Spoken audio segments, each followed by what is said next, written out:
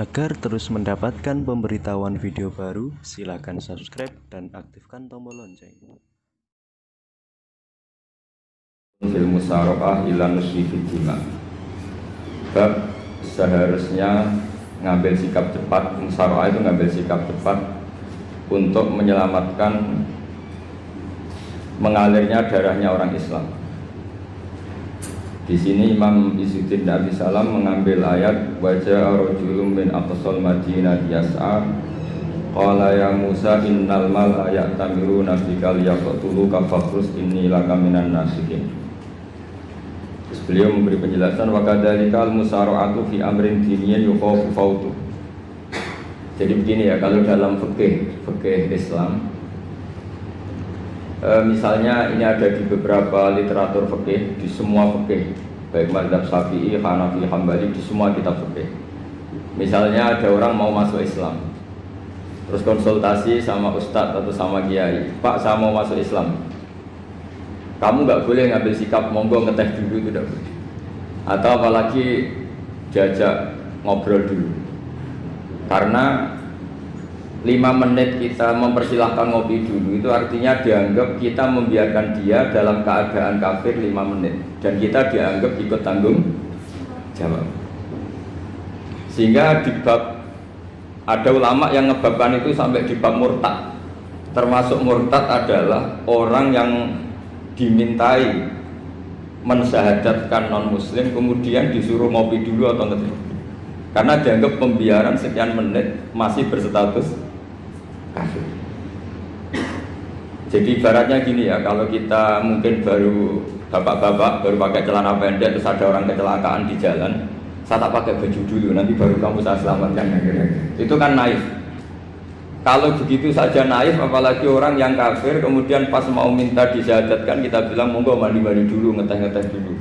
Berarti ada pembiaran sekian menit, dia masih berstatus. Artinya begini, kalau dia saat itu kok dimatikan oleh Israel berarti mati dalam status kafir dan kita ikut tanggung jawab karena harusnya bisa Islam andai kan kita mensyahadatkan saat itu juga. Jadi itu bab-bab yang dianggap ekstrim dalam kutubil fikih, bab-bab fikih. Makanya dalam kitab fikih saya berkali-kali ada non muslim mau bersyahadat ke saya, itu saya bilang ke santri-santri saya, saat itu juga harus kamu ajarin meskipun pakai bahasa Indonesia. Yang penting status kafirnya apa? Hina. Baru setelah itu ada hukum sosial ya, mungkin kita nawarin teh atau kopi atau apa. Makanya di sini dibabkan bab seseorang harus tergesa-gesa atau bercepat-cepat atau ngambil sikap bergegas untuk melakukan kebaikan. Terus ayat kedua yang dipakai Izzuddin bin Abi Salam itu begini. Ketika Allah mensifati orang munafik, status orang munafik itu apa? Wa idza qamu ila sholati qamu kusala. Mereka kalau dipanggil untuk sholat, ya berangkat tapi kusala secara malas-malasan. Sehingga untuk menunjukkan kita loyal sama Allah itu ya paling tidak ada sikap di atas rata-rata. Makanya ada sa'i ya, lari-lari kecil, tawaf juga disunatkan ada lari-lari kecil, disebut ar-romal itu lari-lari kecil untuk menunjukkan bahwa kita loyal sama Allah itu tidak sak kobre cara Jawa. Nah itu dibabkan sendiri. Jadi beda antara tergesa-gesa sama ekspresi serius. Jadi musyawarah itu ya kira-kira kan nggak mungkin lah kita dipanggil rektor atau kiai atau orang tua kita terus jalan leha-leha, itu kan nggak mungkin. Apalagi ini yang manggil Allah Subhanahu wa ta'ala. Makanya dibabkan faslun fil musyawarah ila nusfi fiddima. Nah contoh yang diambil di sini begini, ketika ada debat terbuka antara Fir'aun dan Musa, saya ulang lagi ya, ada debat terbuka antara Musa dan Fir'aun, kan Nabi Musa datang ke Fir'aun, lalu kata Fir'aun, ini asal usul ayat ini saya terangkan sejarahnya. Kata Fir'aun, lalu kalau kamu tidak nuhankan saya, Tuhan kamu siapa? Terus kata Musa, Rabbus samawati wal ardi, yang nuhani langit dan bumi. Fir'aun masih berkelit. Kalau Tuhan di bumi, setahu saya kemana-mana yang dituhankan saya, kata Fir'aun. Ma'alim tulakum min ilahin ghairi. Terus Nabi Musa masih ngendikan, ya sudah Tuhan yang nuhani langit. Terus Fir'aun manggil Haman itu arsitekturnya Fir'aun. Ya Haman ibnili sorhal ali abduhul asbab samawati at-taliya ila ilahi Musa. Haman, bangunkan kami piramida yang tinggi. Saya ingin melihat Tuhannya Musa. Musa akhirnya mikir, karena kalaupun Fir'aun bisa naik ke langit tetap tidak bisa melihat Tuhan. Kita tahu Tuhan nggak bisa dilihat. Kita yang mukmin aja tidak lihat, apalagi Fir'aun, rivalnya kan. Akhirnya Musa ganti argumentasi, yaitu argumentasinya Musa, Rabbukum wa Rabbu abaikumul awwalin. Ini perlu diingat dan perlu saya sampaikan. Yang nuhani kamu dan yang menuhani leluhur kamu, itu sangat memukul Fir'aun. Karena logikanya kalau Fir'aun itu Tuhan, berarti babahnya dulu tanpa Tuhan. Ini ada Tuhan terlambat ya. Jadi kalau Fir'aun Tuhan, berarti mbahnya tanpa Tuhan, karena zaman era mbahnya belum ada Tuhan. Karena perdebatan itu banyak punggawa Fir'aun yang mukmin. Wah, ini Fir'aun nggak bener ini. Kalau dia Tuhan berarti babahnya tambah Tuhan. Karena kalau iman itu akan diadili, akan dieksekusi, maka orang ini berstatus rajulun mukminum min ali fir'aun yaktumu imanah. Maka di Quran diterangkan wa qala rajulun mukminum min ali fir'aun yaktumu imanah. Ada seseorang yang iman tapi menyembunyikan iman. Lah orang ini selalu ikut rapat di rapat-rapat penting Fir'aun, termasuk rapat ketika Fir'aun dan para tentaranya memutuskan membunuh Musa. Karena dia ikut rapat dan eksekutornya besok disuruh nangkap Musa, orang ini malam itu juga nemuin Musa terus bilang innal mal ayat tamiru nabikal yaktuluka Musa. Rapat tadi malam memutuskan kamu besok dibunuh, maka kamu harus bergegas meninggalkan Mesir. Nah, dari kesimpulan itu, dari cerita itu kemudian diambil cara hukum fikih bahwa untuk menyelamatkan darah harus jasa, harus bergegas. Andai kan Musa itu kok sak kobere, sak sempate, maka keburu. Andai kan ini rojul ini tadi, orang tadi penasihat tadi, kok sak kobere ya, maka berarti Musa terlanjur tertang. Jadi itu pentingnya ulama ya. Jadi cerita yang linier, cerita yang seakan-akan cerita di tangan ulama tetap menjadi al-ahkam al-fiqhiyah, menjadi ketentuan-ketentuan apa? Fikih. Jadi yang diambil di sini adalah lelaki tadi yang ikut rapat tadi bergegas menemui Musa, memberitahu kalau kamu besok mau dieksekusi, fakhrus, maka kamu harus secepatnya keluar dari Mesir untuk menyelamatkan diri. Terus oleh Syekh Izzuddin bin Abi Salam dibabkan bab harus tergesa-gesa menyelamatkan darahnya orang apa? Islam. Jadi ini penting saya sampaikan. Jadi al-qasas ya, semua cerita di Quran itu tidak sebagai cerita, karena Quran tidak ingin melahirkan pendongeng, tapi harus menjadi ibrah, menjadi teladan. Jadi makanya terus di kitab-kitab ulumul Quran diterangkan al-qasas ya, beberapa cerita di Quran adalah semuanya menjadi ketentuan fikih. Saya ulang lagi ya, semua cerita yang ada di Quran itu menjadi ketentuan fikih, meskipun alurnya apa? Cerita. Kayak tadi kan alurnya cerita bahwa lelaki ini bergegas nemui Musa supaya Musa cepat keluar dari Mesir. Terus dibabkan babul musaroah ila musifid jima. Saya teruskan ya. Wa kama la ra'ayna ma yaqtulu musliman law tabtu'u alaihi la qatalahu fal musaroah ila takhrisihi min wajibatun. Itlaisal unatu mahmudatan fi kulli syai'in falaha mawaqinu tuhmatu fiha wa mawaqinu tutammu fiha wa kadzalika al musara'a wal lain wal dhilta wa ghairuhuma. Nas'alullaha ay yuwaffiqana lil amal fi ta'ati fi mawaqi'iha wa madhaniha. Terus cara berpikir ulama,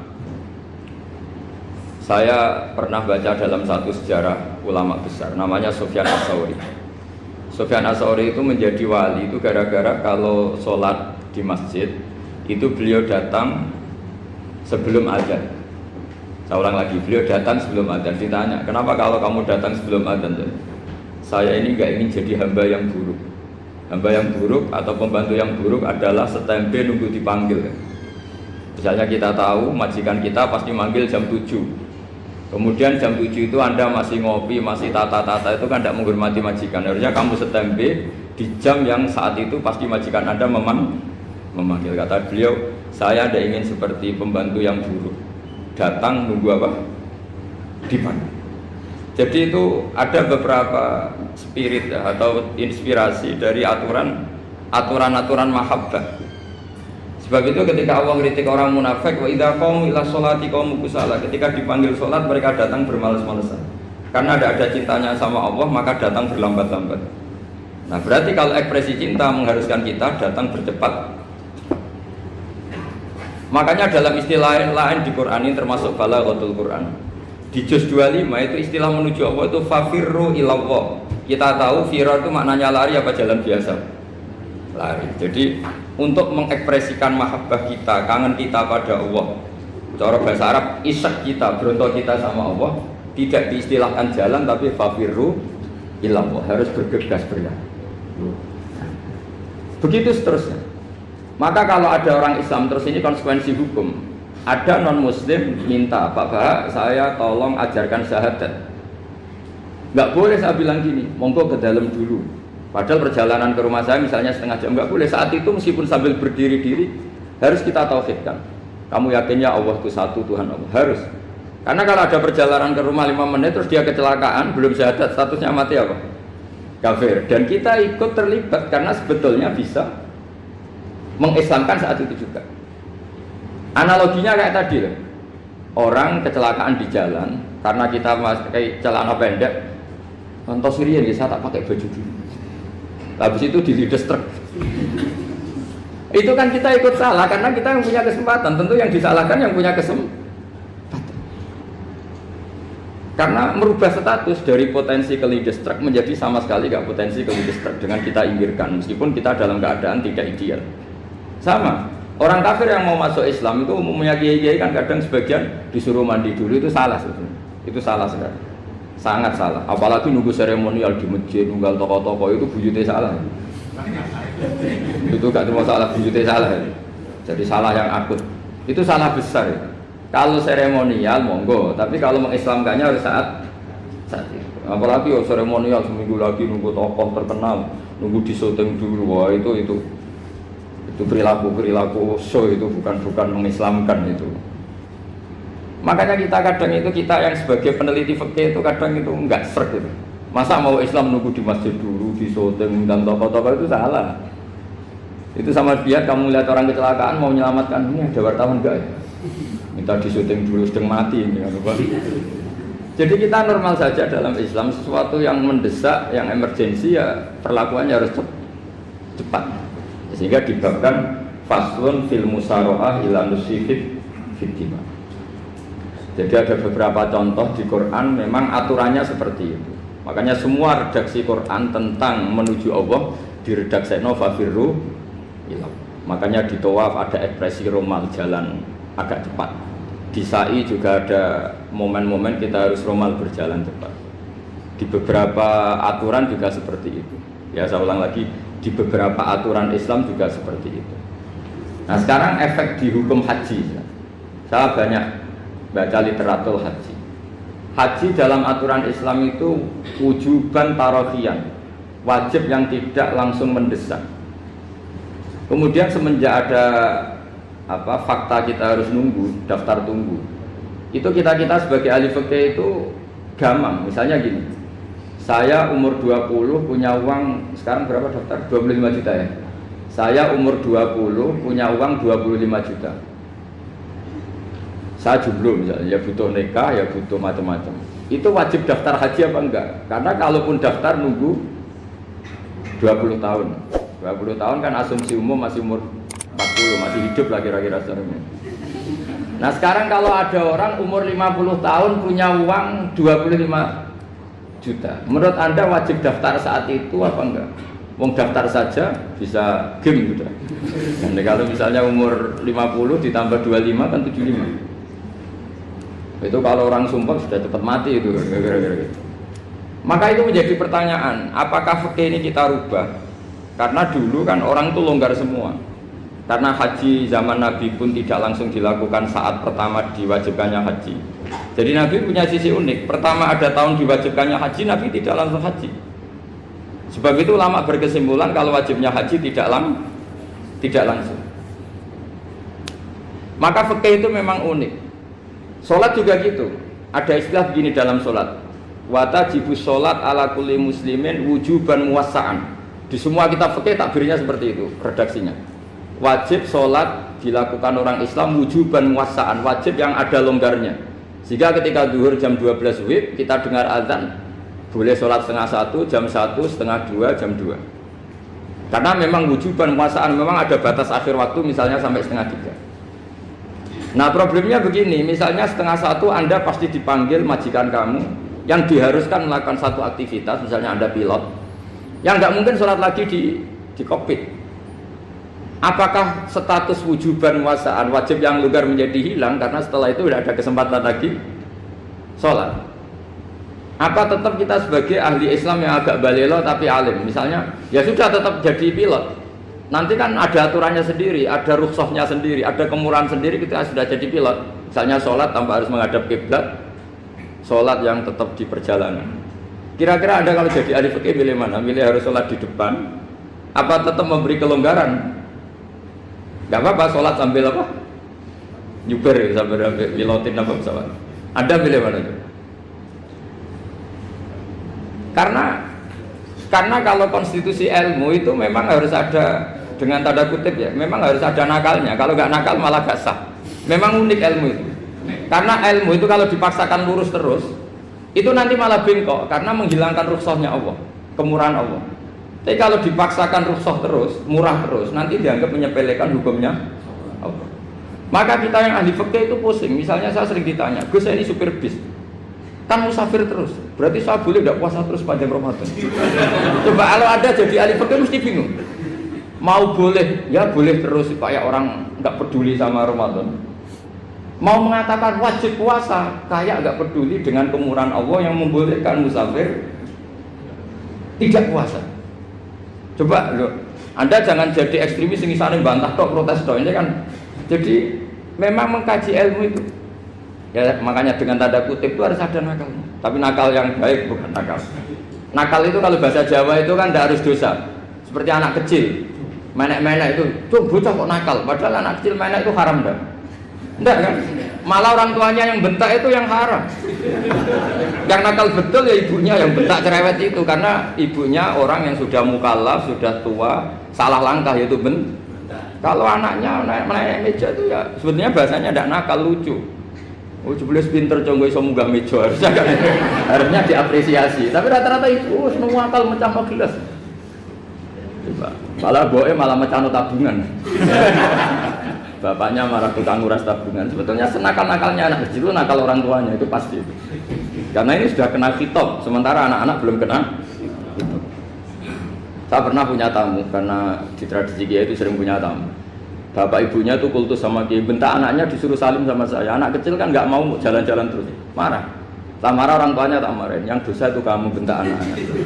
Kalau anak kecil itu kena diskon rufi al-qalamu an salasin. Di antara aturan Islam apa? Tidak ada keharusan bagi 3 orang. 1 anak kecil sampai balik, 2 orang tidur sampai bangun, 3 orang gila. Artinya anak kamu itu tidak kena khitab untuk sopan sama saya. Kamu yang kena khitab baru sopan sama anak-anak. Nah ini ada Jawa itu kadang keliru. Jadi orang tua itu marah-marah memaksakan anaknya sopan. Padahal Allah memberi diskon anak kecil itu belum wajib sopan. Gak apa-apa ada tamu naik-naik asal masih anak kecil. Makanya Rasulullah ketika beliau sholat sujud itu Hasan Husain itu naik. Cara Jawa Nabi itu digawe tumpakan. Semua riwayat mengatakan Nabi itu diam saja, gak berani ngangkat. Sampai sahabat itu ada yang ngomong, ini Nabi sujud lama sekali ada apa? Jadi kita punya riwayat itu ya baru kayak sahabat yang agak nakal. Semuanya itu sujud, tapi bareng di atas rata-rata ada sahabat yang belakang ngomong, ada apa tuh ini sujudnya kok lama? Barokahnya itu ditemukan riwayat, oh ono putune tuh. Karena Hasan itu naik di atas punggungnya apa? Nabi. Itu andikan tidak ada yang ngomong, riwayat ini tidak ditemukan. Barokahnya ada yang melongok itu mungkin, kalau sekarang mungkin semua masjid melongok karena orang sekarang jarang yang khusyuk. Kalau dulu hanya 1 yang di belakang. Setelah itu Nabi memberi penjelasan, saya tadi sebetulnya harus mengakhiri sujud saya sesuai aturan umum, tapi ada cucu saya tak biarkan sampai dia puas naik punggung saya, sehingga dia turun baru saya naik. Filosofinya apa? Begini, anak kecil 1 tidak kena khitab, Dua, jangan sampai sholat itu jadi problem. Kalau Nabi nyentak Hasan, membentak, putu wono bae sholat kok diganggu, maka sholat menjadi trauma. Gara-gara sholat bahasa bentak saya.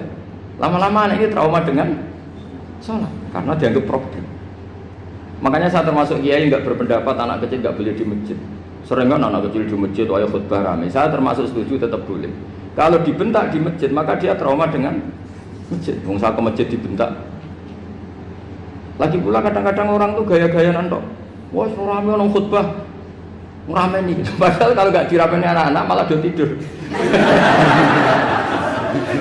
Kita kan nggak bisa menjamin kalau perilaku kita lebih baik gitu. Mendingan kan anak-anak main di masjid timbang di karaoke kan. Jadi kan, lah ini maksudnya saya, ini fikih ya. Fikih itu wilayahnya, makanya jadi ahli fikih itu susah-susah gampang. Jenengan jangan hanya berpikir protes dengan ketentuan fikih, mengkaji yang sebanyak-banyaknya. Itu tadi, misalnya Anda seorang supir permanen, supir bis terutama. Kalau truk kan bisa leha-leha, kalau bis kan ada deadline-nya ya waktu. Seperti bis jurusan Surabaya Semarang, saya kan sering naik bis jurusan Surabaya Semarang. Kadang-kadang supirnya melihat saya tanya, Gus saya ini supir, saya ini Ramadan itu gimana ini? Ya saya sudah ngerti setengah nakal, dan senengnya dijawab rasa poso ya saya tahu. Tapi masalahnya secara fikih kalau kamu mengatakan kamu harus puasa terus, kamu melanggar konstitusi ilmu. Memang musafir punya diskon? Boleh? Tidak puasa. Pertanyaannya, bayarnya kapan? Wong Syawal ya nyupir lagi, Dzulqa'dah nyupir lagi, nanti sampai Ramadan ya.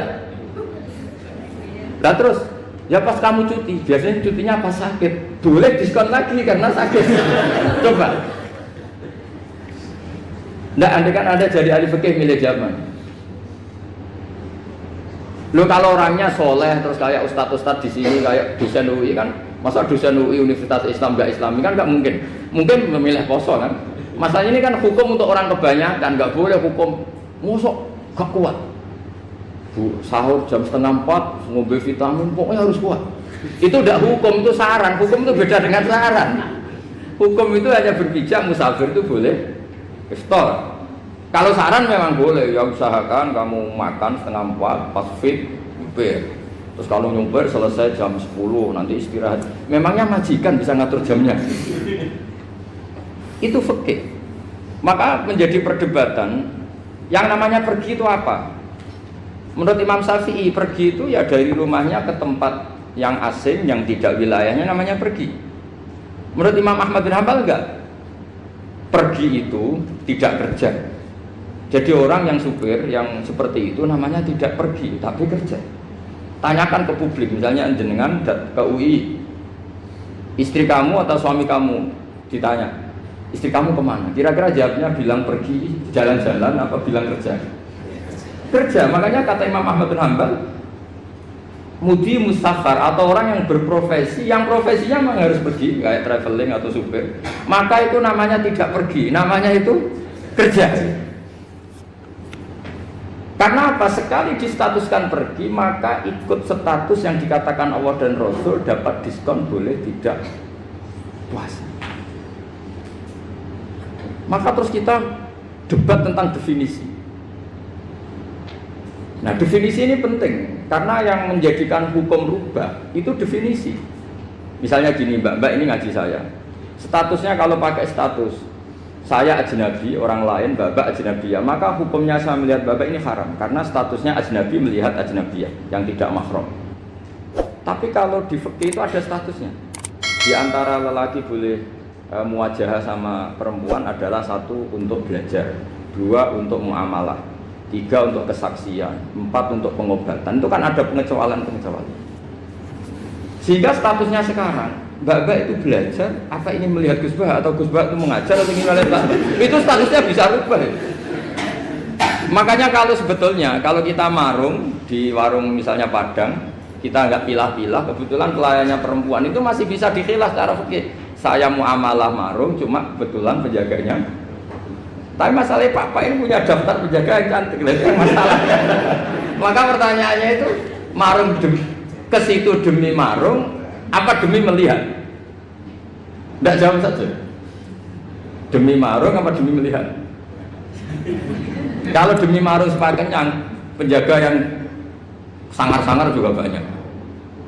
Akhirnya kalau demi makan, penjaga yang cowok kan banyak. Kalau demi melihat, berarti yang dihitung kan niatnya. Berarti karena muamalah apa karena melihat? Melihat. Itu status. Jadi makanya kalau mudi musafar itu namanya orang pergi atau orang kerja? Orang kerja. Maka menurut pikirannya Imam Ahmad bin Hambal, seperti itu harus puasa. Karena dia adalah pekerja, bukan musafir.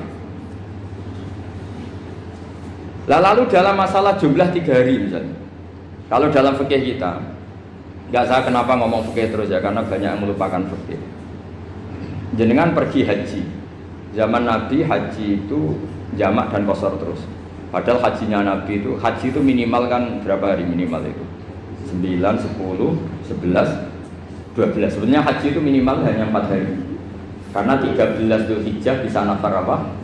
Awal. Kalau nafar awal berarti nggak ada kewajiban nafar sani. Berarti yang wajib betul kan tanggal 9 wukuf di Arafah, terus 10 biasanya ifadah sama balang jumroh apa?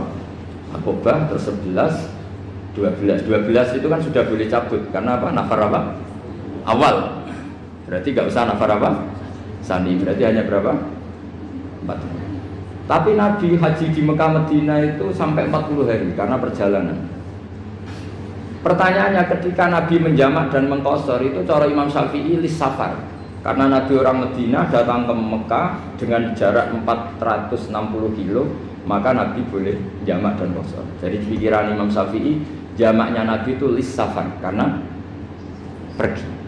Cara pikiran Imam Malik enggak, jawabnya Nabi itu lin nusuk. Nabi menjamak sholat itu karena melakukan ibadah haji. Efeknya adalah orang Mekah kalau haji itu cara Imam Malik meskipun jaraknya dekat boleh apa? Boleh apa? Qashar, boleh jamak qashar. Lalu terus ada pertanyaan fikih lagi. Lalu jamak qashar itu karena pergi apa karena masyaqqah? Karena repot. Coba kalau sampean kira-kira jawab. Misalnya kita orang kaya bawa uang 1 miliar naiknya Alphard, ada supirnya, ada ajudannya. Pergi di jarak 100 kilo. Masyaqqahnya kan tidak ada sama sekali, apalagi di tol kebetulan nggak macet. Kira-kira boleh jamak nggak? Boleh Gus karena pergi, tapi kan nggak ada repotnya sama sekali. Dibanding misalnya yang ngebis bawa beras 1 pintal gitu kan, udah gitu suruhan orang lagi kan pusing. Maka fikih ini untuk memberi hukum itu kalau fikih itu menstatuskan dulu. Ini orang boleh jamak itu karena masyaqqah apa karena safar. Lalu kalau setelah karena safar itu karena jaraknya apa tingkat masyaqqahnya. Kalau karena jaraknya ya tidak juga. Tidak juga gini maksudnya. Mungkin Anda tidak pernah terpikir begini. Kalau saya mau ke Jakarta, kemudian sampai Purworejo itu sudah waktu zuhur. Saya boleh nggak zuhur di situ sama masyarakat? Boleh kan? Padahal perjalanan saya belum capek. Artinya nunggu boleh jamak itu setelah kita menempuh jarak itu apa menuju, sedang menuju dan niat. Sedang menuju dan niat. Misalnya saya mau ke Jakarta, saya orang Sleman mau ke Jakarta, itu sampai mana itu Magelang itu sudah boleh jamak kan? Boleh nggak? Boleh karena saya mau ke. Nah pertanyaan secara fikih mungkin Anda tidak terlintas. Ternyata ditelepon sama istrinya nggak jadi pergi. Padahal sholatnya kadung di jamak, duhur dan asar. Apakah setelah di rumah sholat lagi? Sama nggak pernah mikir gitu. Karena nggak nekuni fikih. Jadi orang fikih itu sudah pusing, makanya jangan diprotes terus. Kita ini sudah pusing, tapi orang itu enak aja protes terus. Nggak menurut jenengan nanti wajib sholat lagi enggak? Dia bolehnya jamak kan berdasar berstatus musafir. Ternyata setelah Magelang ditelepon istrinya nggak jadi. Dia kadung sholat duhur dan asar. Setelah pulang masih jam 1. Terus ada asar, wah seban sholat. Kalau ada sholat lagi apa enggak? Jangan saran. Kalau saran, wah sebaiknya sholat lagi. Itu tidak hukum, itu saran itu namanya. Saran dengan hukum beda. Sholat lagi pada. Loh, ketika ada jaga itu berdasar malas atau berdasar hukum? Apa?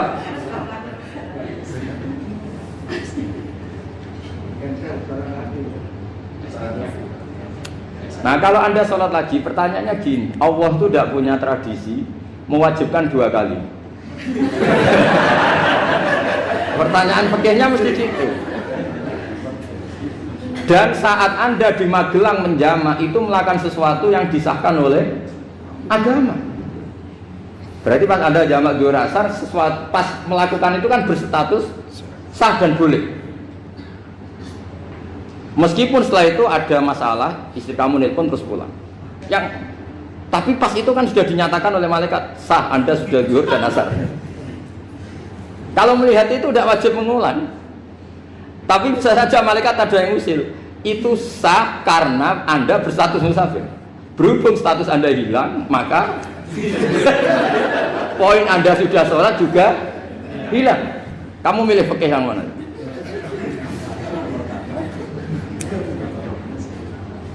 Jadi peneliti fikih itu beda dengan orang-orang yang mendengarin protes.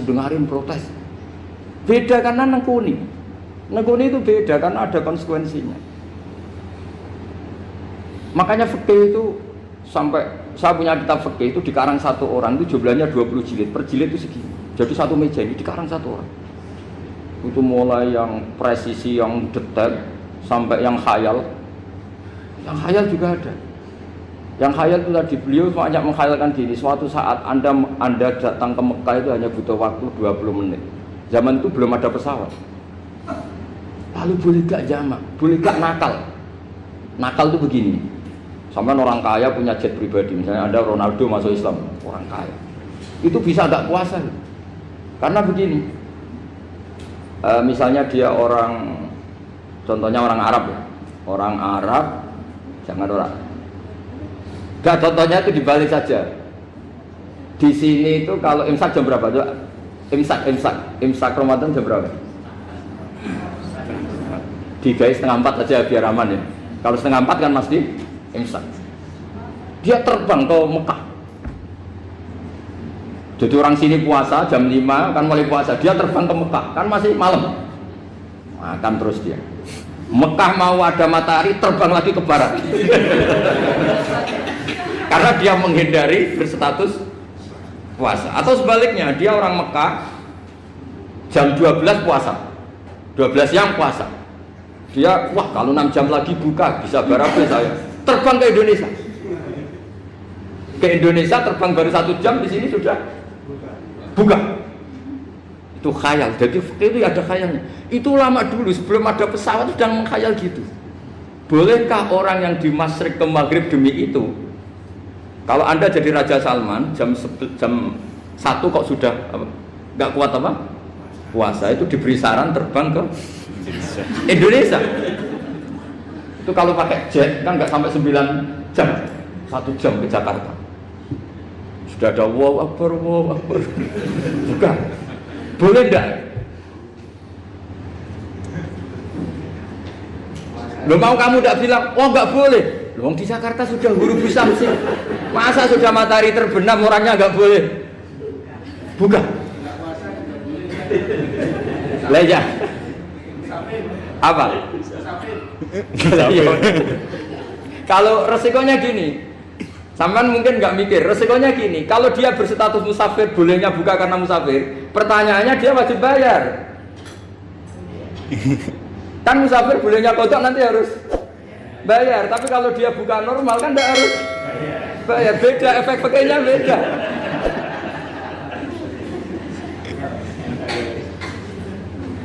Sama jangan protes, Gus Baik gimana mau ngaji mana tidak sedang. Ini kan ngajinya para dosen, para pegawai, jadi harusnya itu jadi mufti, ngaji untuk jadi mufti, bukan ngaji untuk mendengarkan. Jadi makanya saya mohon jangan sering protes sama ulama sudah pusing. Karena efek-efek hukum itu tidak gampang. Kayak tadi misalnya, kalau dia boleh buka atas nama musafir, resikonya wajib bayar. Masalahnya Raja Salman ini mau enggak? Dia inginnya. Maka pertanyaannya itu kitab yang milik saya tadi yang 20 jilid tadi. Ulama itu mulai dulu sudah membayangkan bagaimana kalau suatu saat ada satu kendaraan. Kenapa ulama bisa membayangkan itu? Karena ada buruk. Meskipun mereka nggak numpak buruk hanya Rasulullah, tapi kan bisa bayangkan ada toyul waktu itu bisa dilipat. Karena ulama dulu ahli astronomi, jadi bumi itu bulatnya gini, muternya gini. Berarti suatu saat ada satu ilmu di mana orang ngambil satu posisi terus melewati toyul waktu, ngalami lintasan waktu. Mulai dulu itu sudah dibicarakan. Pertanyaannya lalu status orang ini kayak apa? Misalnya tadi orang Mekah ingin cepat buka terbang ke Indonesia. Orang Indonesia menghindari imsak, misalnya 3:30, dia belum sahur. Wah, kalau saya di Indonesia ini sifatnya sahur. Wah, saya tak terbang ke Mekah. Enak kan terbang di Mekah ternyata masih jam 8. Wah, bisa makan sepuasnya jam 8 malam tentunya jam 20. Kan enak dia. Bar wareg balik ning Indonesia wis jam 1 siang. Jam 1 siang kalau ingin cepat buka terbang ke timur. Langsung buka. Berarti dia kira-kira masa aja 3 jam. Tapi terus ya mungkin kalau sampean, lah opo Gus sudah repot-repot ngono tinggal turu delok sinetron untuk buka dhewe. Itu tidak hukum, saran itu namanya apa? Kalau hukum tetap tadi yang dikatakan puasa adalah imsak, mulai jam imsak sampai ghurubus. Lalu pertanyaannya lagi, ghurubus samsi sampai imsak itu konversi jam apa nyata-nyata ghurubus samsi? Kalau yang diliwati khatul istiwa itu nyata, fi'lan kalau dalam bahasa Arab fi'lan awaqiyah. Tapi kalau Anda orang kutub, saya sering kirim-kiriman surat sama mufti-mufti yang ada di Timur Tengah, di Eropa, konsultasi maksudnya. Orang kutub itu kan tidak ada matahari, tidak ada apa-apa. Jika kalau Anda baca kitab di kutub, mesti Gus Bak ada pembohong. Misalnya orang kutub ngaji saya, kamu harus subuh sebelum matahari terbit. Sekali matahari terbit waktunya hilang. Duhur setelah matahari agak ke barat. Asar kalau matahari terbenam hilang waktunya. Terus mereka mesti bilang mataharinya di mana? Maka pertanyaannya, boleh gak mengkonversi waktu untuk orang kutub? Jadi misalnya pola umum subuh jam 4:30, berarti antara subuh dan qadha itu 1 jam setengah. Subuh sama zuhur polanya berapa berarti? Kalau 4:30 sampai jam 12 itu 6 sama 7:30. Berarti ya kira-kira habis subuh nunggu 7,5 jam baru zuhur, nunggu 3 jam baru asar, nunggu 3 jam baru maghrib. Berarti waktu puasa kira-kira antara jam 4 sampai jam 6. Berarti berapa jam itu? 12 sama 2 14 jam. Oke, berarti orang kutub harus puasa 14 jam. Tidak bergantung waktu mata. Tapi ada lagi pertanyaan lucunya gini, lalu 14 jam Gus itu dimulai dari mana? Apa asal 14 jam? Apa harus ada konsensus setarnya? Masih ada PR lagi. Menurut kamu gimana? Ada konsensus setarnya dimulai jam 4 dini hari. Apa asal jumlahnya? Imsak 14 jam. Mikir lagi kan? Itu di Denmark itu ada satu musim di mana siang terus sampai sekian bulan. Siang terus sampai orang sana itu capek. Kenapa ada siang terus? Logikanya kan tadi bumi itu bulat-bulat. Saya juga belajar falak, belajar astronomi. Kalau tepaan kamu di sisi yang barat agak utara atau agak selatan, matahari ini nyentron terus. Sehingga bumi molak-malik ya kamu kesentron terus karena kita ini kan tepaan di katulis istiwa, di khotul istiwa. Sebenarnya khotul istiwa itu bahasa Arab dari kata khotul istiwa. Khotun itu garis, istiwa itu tengah. Nah, Islam itu oleh Allah memang dipilih di tempat paling top yaitu Mekah. Mekah Ka'bah itu surratul ardi. Jadi sebelum ditemukan ilmu astronomi itu Nabi sudah ngendikan Al-Ka'bah surratul ardi. Ka'bah itu pusarnya bumi. Sehingga di Ka'bah itu satu-satunya area yang terbebas dari medan magnetis. Karena dari utara dan selatan benar-benar di tengah. Maka potensi jam paling akurat di dunia itu ya hanya jam yang di Mekah itu.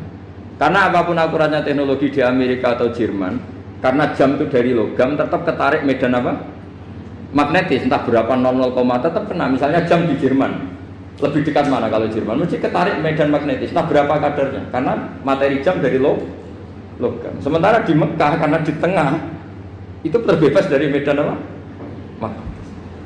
Nah, sehingga yang segaris dengan Mekah kayak Indonesia itu semuanya khotul istiwa. Nah kalau khotul istiwa normal itu artinya ya 12 siang secara umum ya 12. Sehingga ulama Indonesia kalau ngaji itu lebih gampang, lebih tidak dianggap bohong. Karena ya ada terbitnya matahari, ada zawalus syamsi, ada hurubus syamsi. Coba kalau kitab itu Anda baca di kutub utara sama kutub selatan, murid kamu bingung semua. Ini gimana Ustadz, tidak ada matahari kok semuanya diukur pakai matahari. Lalu pertanyaannya dikonversi kan? Pertanyaannya kalau dikonversi pakai apa gitu? Asal 14 jam, apa harus sepakat dimulai jam berapa? Milih mana? Milih sepakat. Pertanyaannya kalau sepakat, ukurannya siapa yang jadi ahlul halli wal aqdi?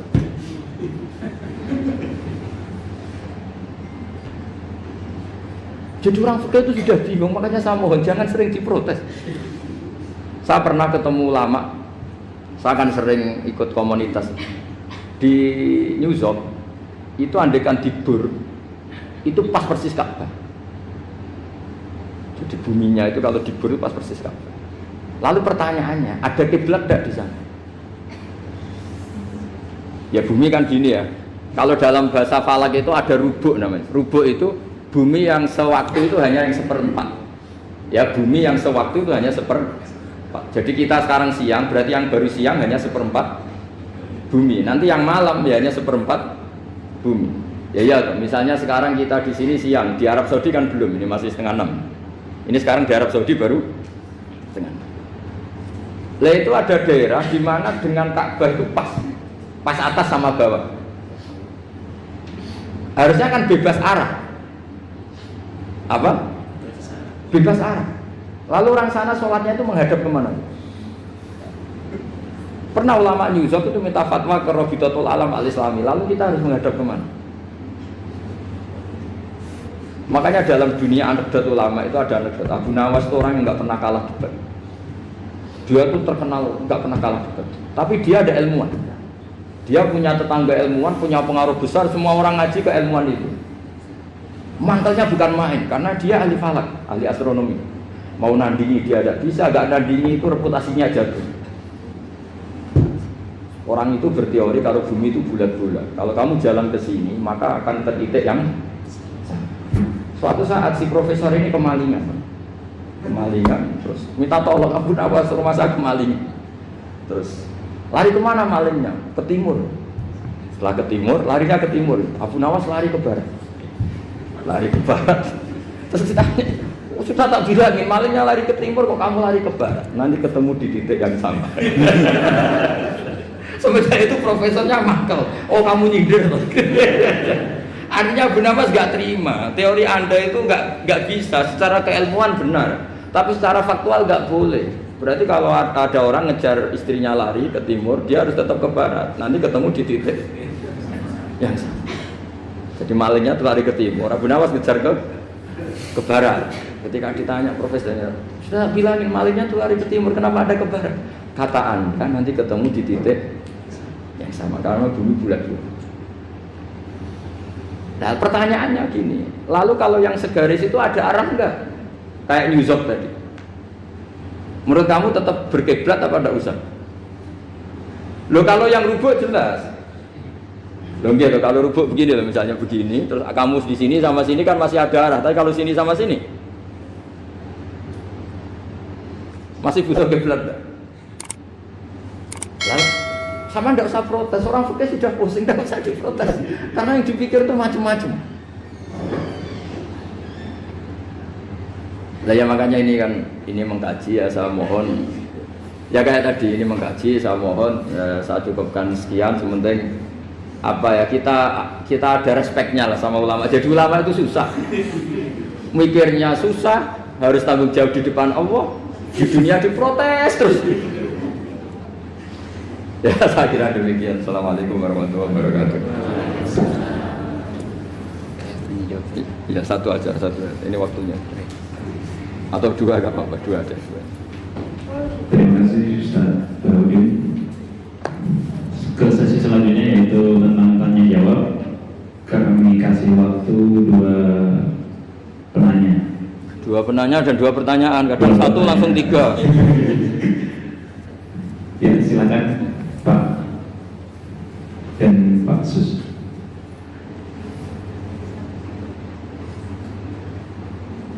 Pak siapa? Satu lagi Pak Sus. Assalamualaikum warahmatullahi wabarakatuh. Waalaikumsalam. Pertanyaan saya singkat, Gus. Ya. Karena kami ini bergerak di bidang akademik, kami itu banyak tergoda oleh kesombongan akademik. Nah ini gimana, Gus? Karena bagaimanapun juga kita itu harus menjual apa yang sudah kita dapatkan. Walaupun kalau di dunia kiai, ulama, itu kan yang disampaikan itu sesuatu yang bersifat keagamaan. Tapi kalau di bidang kami di sini ilmu umum itu kan sesuatu yang baru kami ketemukan, sesuatu yang kami jual karena dalam tanda petik, ya. Karena kami menemukan ini yang membedakan dengan yang lain-lain. Tapi kalau ini seperti dalam salah satu kajian yang Gus bahas, ada orang yang sangat tawadu selalu temungkul, itu kapan orang lain tahu temuan kita, kan begitu. Jadi gimana ini Gus? Enaknya kita itu kalau kita sampaikan kalau kita sampaikan bisa-bisa kita itu jadi riak, terbawa riak. Tapi kalau tidak, bagaimana orang lain tahu? Dan nanti salah-salah nanti bisa jadi sombong. Assalamualaikum warahmatullahi wabarakatuh. Nama saya Sudiarto Gus. Saya pernah punya kasus menemani orang di ICU. Sebelum tidur, saya ajak zikir la ilaha illallah. Beliau cari. Kemudian saya di luar. Pas jam 1 saya gedor-gedor oleh perawat untuk mentalkin karena katanya sudah sakaratul maut. Karena saya baru bangun tidur, saya kaget, kemudian saya minta izin ke toilet untuk wudhu karena saya merasa bersin di wudhu tidak wudhu. Wudhu ternyata saya harus ke buang air kecil dulu sekitar 5 menit. 5 menit ke buang kecil terus wudhu terus datang dia meninggal. Artinya Karena tadi tidak segera karena itu masalah cuci.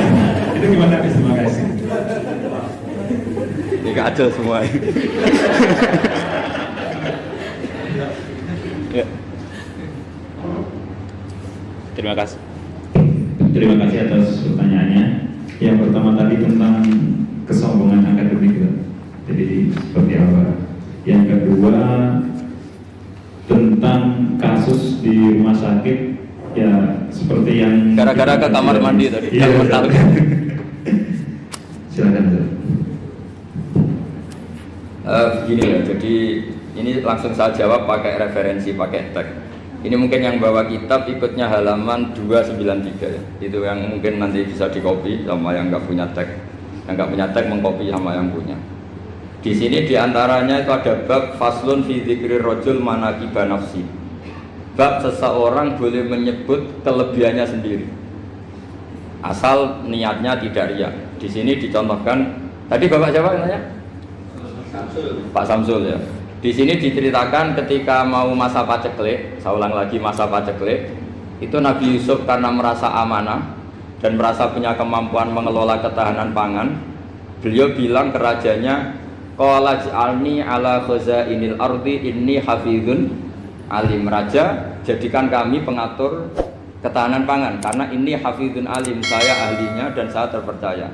Hanya Nabi Yusuf seorang nabi tentu panutan, beliau menonjolkan kemampuannya itu boleh asal untuk kemaslahatan. Misalnya ada orang Islam sakit atau kiai sakit, dengan dokter bilang saja saya dokter, biar saya yang nangani. Itu boleh karena motivasi Anda dalam menyelamatkan Pak Kiai tadi atau orang yang sakit, bukan motivasi Anda adalah hadun nafsi, istilahnya kalau dalam bahasa keinginan apa? Pribadi. Jadi itu boleh. Jadi ini di beberapa contohkan. Ya ayuhan nasu ulimna mantiqat thairi wa utina min kulli syai'. Nabi Sulaiman itu bilang gini, wahai para manusia, saya ini bisa bahasa burung apa saja dan saya bisa melakukan apa saja. Wa utina min kulli syai'. Nabi Sulaiman ngendikan begitu karena ingin menunjukkan betapa sayangnya Allah ke saya. Sampai saking sayangnya Allah, saya bisa menguasai bahasa burung, bahasa binatang. Jadi motivasi seorang Nabi itu ingin menunjukkan betapa kudrohnya Allah tidak terbatas. Nah buktinya apa ya? Buktinya Sulaiman, sama tak cerita. Nabi Sulaiman itu kalau ke masjid itu mesti jagungan sama orang miskin. Terus beliau bilang gini, miskinun yujalisu miskina, ayo podo kerene jagungan. Karena beliau dengan kenabiannya meskipun kaya raya itu tidak merasa punya sama sekali karena semuanya milik Allah Subhanahu wa Ta'ala. Dan beliau buktikan beliau kaya raya itu untuk bangun Baitul Maqdis yang semegah itu semuanya pakai asetnya Nabi Sulaiman. Ketika bisa memperkerjakan jin dan setan juga untuk bangun Baitul Maqdis, bukan untuk bangun dirinya, rumah dirinya. Ya ini dicontohkan satu Nabi Sulaiman, dua Nabi Yusuf. Terus ketiga contoh yang diambil, setiap nabi ketika pidato kepada umatnya mesti ditutup dengan wa analakum nasihun amin. Saya ini adalah penasehat yang terpercaya. Jadi ajaran saya bukan ingin menyengsarakan kamu, tapi wa analakum nasihun amin. Saya adalah penasehat yang baik. Artinya akan menonjolkan dirinya. Jadi boleh asal itu untuk kemaslahat. Jadi misalnya UI punya penemuan apa yang keren, yang maslahat orang Islam diumumkan. Bahwa ini penemuan UI. Tapi tujuan Anda supaya mengangkat harkat martabat UI. Bukan setelah itu terus kirim surat ke rektor, saya harus tambahan gaji karena saya penemunya. Wah itu sudah nggak bisa jadi wali kalau gitu itu sudah. Tapi nanti rektornya yang ya nggak tahu diri gitu. Masa penemu sama nggak penemu disamakan gitu. Misalnya seperti itu. Jadi di sini ada sekian contoh, mungkin bisa diakses di halaman 293 di bab faslun fi dzikri rajuli manaqiba nafsi. Terus kalau contoh hadis, Nabi sering ngendikan begini, ana sayyidu waladi Adam wa ana awwalu syafi'in, dan saya adalah nabi pertama yang punya hak syafaat. Tapi Nabi ngendikan seperti itu supaya orang punya harapan ketika di mahsyar. Sudah kalau di mahsyar nyari saya karena saya diberi hak syafaat. Jadi asal niatnya untuk maslahat gak apa-apa. Makanya saya sering di mana-mana sering cerita, saya ini menekuni fikih supaya orang kalau belajar fikih jelas ke saya Pak. Kalau saya tidak ngomong, orang keliru guru. Tapi ya harus ada buktinya. Nanti ngomong ahli dok, ada ahlinya ya kacau nanti. Ya jadi boleh ya. Di sini dibabkan faslun fi dzikri rajul manaqiba nafsi. Bab seseorang boleh menunjukkan kemampuannya asal tadi untuk lil maslahah. Sudah Pak Samsul ya? Tadi yang pertanyaan dari siapa itu? Pak Sus Widiarto. Pak Sus itu gimana ini kasusnya itu orangnya sudah Islam toh? Sudah. Sudah apa masalah. Terus Anda ke Thailand itu nggak niat menghindar toh, memang saatnya harus ke Thailand. Hanya menyesal. Oh, hanya menyesal, bagus lah punya penyesalan. Nggak begini ya, kalau orang itu sudah Islam itu kan nggak se-emergensi yang belum Islam, itu hanya ideal. Artinya idealnya seseorang kalau mau meninggal, akhir dari kalimatnya adalah la ilaha illallah. Tapi itu pun ulama dinego. Ini saya beri cerita sedikit. Kitab Fathul Mu'in itu termasuk kitab yang nggak setuju kalau kalimatnya sepersis la ilaha illallah. Kenapa Pak Sus? Logikanya gini, ini semua ulama gitu ya. Itu ada dua riwayat. Mangkana akhiru kalamihi la ilaha illallah dakhalal jannah. Sebagian riwayat mangkana akhiru kalamihi Allah dakhalal jannah. Nah ulama itu milih yang Allah. Kenapa milih yang Allah? Karena la ilaha illallah itu resikonya tinggi. Pas la ilaha ateis, tidak ada Tuhan, mati. Maka ulama, tradisinya guru-guru kita, kalau ada orang mau mati yang sudah akut, itu hanya ditalkin Allah, Allah, Allah. Karena ini lebih tidak berisiko. Tapi kalau la ilaha illallah, pas la ilaha belum illallah, mati. Tidak bisa kamu buat, teruskan dulu baru mati. Ayo teruskan dulu baru mati, ini gimana? Belum illallah kok sudah. Jadi makanya terus di situ diterangkan lagi begini. Setelah orang itu melafadzkan la ilaha illallah, kan orang mau mati itu kan macam-macam ya. Ada yang sudah akut, ada yang masih sehat. Kalau masih sehat sebaiknya la ilaha illallah. Tapi kalau sudah akut hanya dilatih apa? Allah. Terus saran kedua oleh kitab Fathul Mu'in diterangkan sebaiknya jangan ngomong lagi. Karena Nabi ngendikan akhir itu harus itu menjadi kalimat. Jadi misalnya setelah kamu talqin la ilaha illallah, kamu tanya, "Pak, sertifikatnya di mana?" Akhirnya bapaknya jawab, "Di lemari." pas melamari mati. Berarti akhir kalimatnya melamari. Makanya kita juga harus memperjuangkan supaya itu benar-benar akhirnya. Jika nanti dikenang di akhirat, ini orang luar biasa mengakhiri dunia dengan kalimat la ilaha illallah. Tapi nanti kalau ini orang luar biasa mengakhirinya dengan lemari. Apalagi tanyanya gini, Pak, tabungannya di bank apa? Ini BCA. Berarti terakhir bilang apa? BCA. Jadi itu ada aturannya. Jadi kalau nalkin orang sudah melafadzkan kalimat tauhid, jangan dijak ngomong lagi. Karena kalau diajak ngomong lagi terus mati, yaitu kalimat terakhirnya. Ya, mohon maaf. Assalamualaikum warahmatullahi wabarakatuh.